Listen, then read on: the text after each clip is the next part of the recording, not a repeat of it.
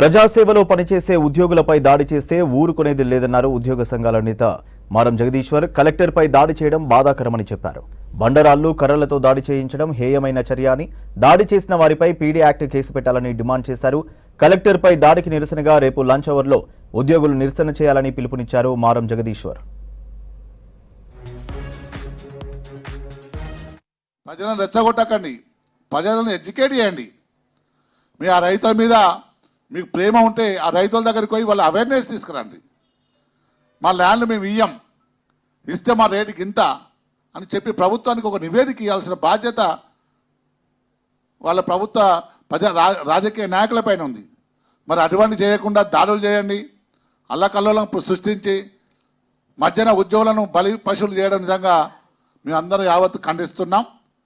ఈ నిరసన రేపు లంచ్ అవర్ డెమాన్స్ట్రేషన్లో బ్లాక్ బ్యాచెస్ పెట్టుకొని రేపు ఈ చర్యను అందరం ఖండించుకుంటూ వారి మీద పీడీ యాక్ట్ కేసు పెట్టే వరకు రాష్ట్ర వ్యాప్తంగా ఇంకా ఆందోళన ఉధృతం చేస్తాం.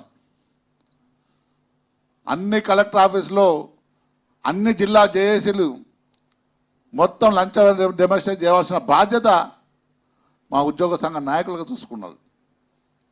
మళ్ళీ ఇటువంటి చర్యలు ఎవరు చేసినా వారి మీద కఠినమైన శిక్షలుగా ఉండేటట్టు ప్రభుత్వం చూసుకోవాల్సిన బాధ్యత గౌరవనీయుల ముఖ్యమంత్రి రేవంత్ రెడ్డి గారి పైన ఉన్నది.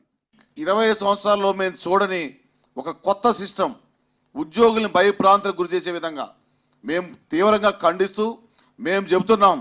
మా 206 సంఘాలకు సంబంధించిన స్టేట్ ఎగ్జిక్యూటివ్లో ఉన్న అందరు బాధ్యులు కూడా వారు ఎక్కడైతే ఏ జిల్లాల్లో ఉన్నారో ఆ జిల్లాల్లో పార్టిసిపేట్ అవుతారు.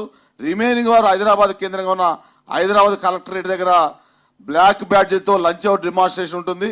దాని తదుపరి మరి ఒకసారి మా జేఏసీ స్టీరింగ్ కమిటీ కూర్చొని ఈ దోషులను డీజీపీ గారు చెప్పినట్టుగా, సిఎస్సి గారు చెప్పినట్టుగా మళ్ళొక్కసారి సమీక్ష చేసుకొని తదుపరి కార్యాచరణ తీసుకుంటామని మీ ద్వారా మా ప్రాథమిక సభ్యులందరికీ కూడా జేఏసీ పక్షాన, యావత్ జేఏసీ కార్యవర్గం పక్షాన మనోధైర్యాన్ని కోల్పోవద్దు. మనం ఎందులో కూడా తక్కువ కాదు, నిక్కచ్చిగా నిబద్ధతగా పనిచేద్దాం. అవసరమైతే 1 గంట ఎక్కువ పనిచేద్దాం. అవసరమైతే మన మీద దాడులు పైతే ఎదుర్కొందామని మీ ద్వారా తెలియజేస్తూ సెలవు తీసుకుంటున్నాం. మిగతా ఐఏఎస్ ఆఫీసర్స్ అసోసియేషన్ కూడా ఉంది రాష్ట్రంలో. వారి ద్వారా కూడా మీరు విజ్ఞతతో ఉన్న ఉన్నత అధికారులు మీకు కూడా మేము విజ్ఞప్తి చేస్తూ ఉన్నాం. తోటి అధికారి పైన దాడి జరిగినప్పుడు మీరు కూడా స్పందించాలి. కానీ ఎక్కడ కూడా స్పందన వచ్చినట్లు మాకు కనిపించలేదు.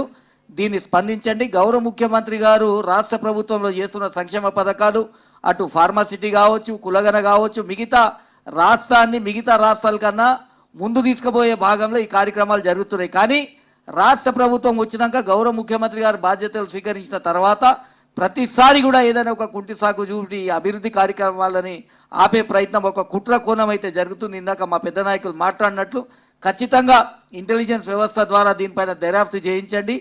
పీడీ యాక్ట్ పెట్టి వీళ్ళందరినీ కూడా లోపటేయాలి. 10 లక్షల మంది ఉద్యోగులు, వారి కుటుంబ సభ్యులు ఈ రాష్ట్ర ప్రభుత్వం వెంబట, గౌరవ ముఖ్యమంత్రి గారు వెంబట ఉంటామని మరోసారి ఇంకో ఉద్యమానికి కూడా సిద్ధమవుతామని తెలియపరు.